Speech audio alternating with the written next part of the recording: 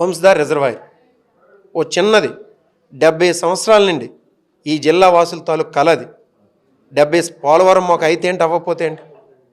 ఈ జిల్లాకి రైతులకి 2.5 లక్షల ఎకరాలకి సాగునీరు అందించి, త్రాగునీరు లక్షలాది మంది ప్రజలకు అందించి, జగన్మోహన్ రెడ్డి గారు ఏదైతే Uddanam surface drinking water project కట్టించారో ఆ ప్రాజెక్టుకి వంశధార రిజర్వాయర్ నుండి వాటర్ అందించినటువంటి ప్రాజెక్ట్ అది. చిన్న ఏంటిది వంశధార ట్రిబ్యునల్ తీర్పిచ్చినా కానీ చిన్న డిస్ప్యూట్స్ ఉన్నాయి ఒరిస్సా గవర్నమెంట్తో. జగన్మోహన్ రెడ్డి గారు అప్పుడు మా ప్రభుత్వంలో 20లోన 21లోన నవీన్ పట్నాయక్ గారి దగ్గరికి వెళ్ళి ఆ ఇష్యూస్ని రిజాల్వ్ చేయడానికి ప్రయత్నించారు. ఈరోజు ఒరిస్సాలో ఉన్న ప్రభుత్వం ఏంటి? బీజేపీ ప్రభుత్వమే కదా. కేంద్రంలో ఉన్నది బీజేపీ ప్రభుత్వమే కదా. ఎక్కడ ఉన్నటువంటి మీ కూటమి ప్రభుత్వమే కదా.